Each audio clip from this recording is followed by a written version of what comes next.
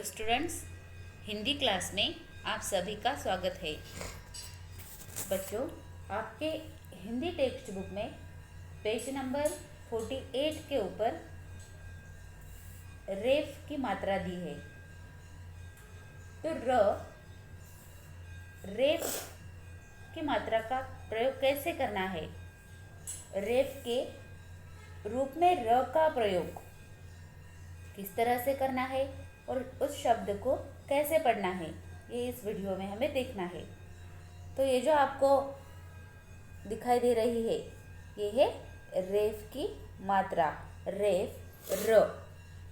और जो र के नीचे जो छोटी लाइन आपको दिखाई दे रही है, उसका अर्थ है कि ये जो र है ये आधा है।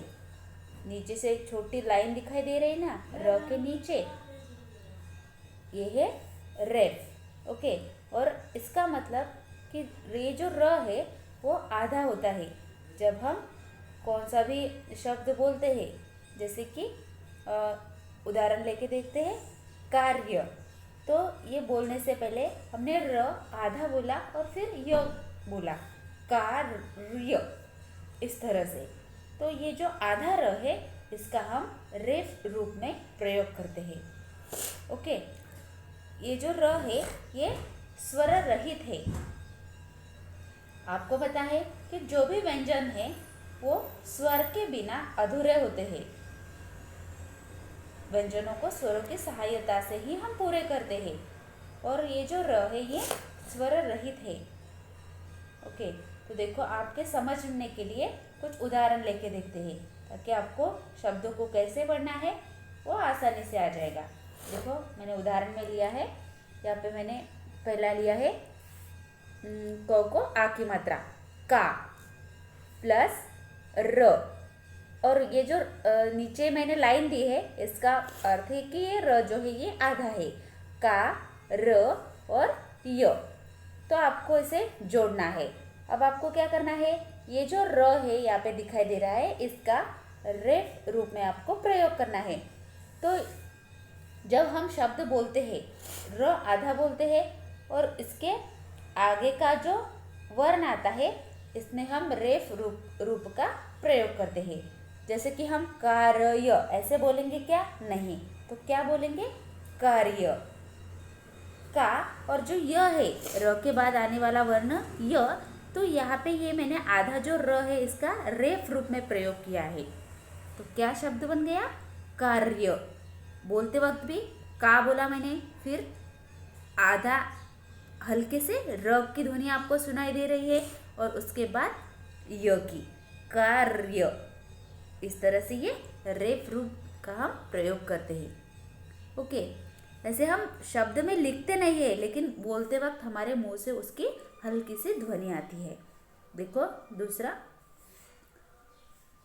उदाहरण लेके देखते हैं। यहाँ पे मैंने क्या लिखा है? ग र म। अब ये भी र जो है ये आधा र है, तो इसका हमें रेफ रूप में प्रयोग करना है। तो र के बाद में आने वाला वर्ण कौन सा है? म। तो हम ऐसे बोलेंगे क्या? ग र म, ऐसे नहीं। हमें जो म, र के बाद में आने वाला जो वर्ण है उसके ऊपर रेफ का प्रयोग करना है। तो क्या शब्द बनेगा? गर्म। र की हल्की सी ध्वनि ग, गर्म। इस तरह से पढ़ना है, गर्म। ओके, नेक्स्ट देखो, यहाँ पे स आधा र प, स र प। तो इसको इस तरह से पढ़ेंगे क्या? स र प नहीं, सर्प। र के बाद में कौन सा वर्ण आता है? प। तो र रेफ की मात्रा हम प के ऊपर लगाएंगे, सर्प, सर्प। इस तरह से इसको पढ़ना है। नेक्स्ट देखो, ग, यहाँ भी मैंने आधा र लिखा है, ग आधा र व, ग र व। तो ये जो र है उसका प्रयोग हम व के ऊपर करेंगे रेफ के रूप में। तो क्या शब्द बन गया? गर्व, गर्व। ये शब्द में हमने र लिखा क्या? र लिखा हमने, लेकिन रेफ के रूप में वर्ण के ऊपर लिखा है।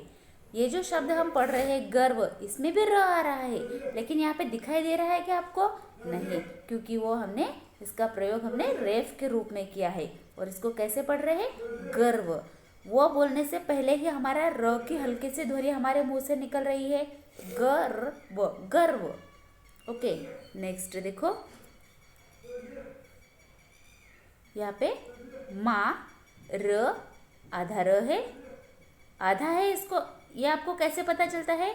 क्योंकि इसके नीचे ये छोटी लाइन आपको दिखाई दे रही है। इसका मतलब ये जो र है ये आधा है और इसका प्रयोग हमें रेफ रूप में करना है। तो ये माँ र ग ऐसे पढ़ेंगे क्या? नहीं। तो ये जो र है वो र के बाद में कौन सा वर्ण है? ग। तो उसके ऊपर रेफ रूप में उसका प्रयोग करेंगे। क्या हो गया? मार्ग। फिर से एक बार पूरे शब्द देखो। ओके, मार्ग। इस तरह से पढ़ना है। पहला हमने क्या शब्द पढ़ा था? कार्य, गर्म, सर्प, गर्व, मार्ग। ओके, तो आपके टेक्स्ट बुक में जो कुछ शब्द दिए हैं उसको भी फिंगर रखकर पढ़ते हैं एक बार। Okay students.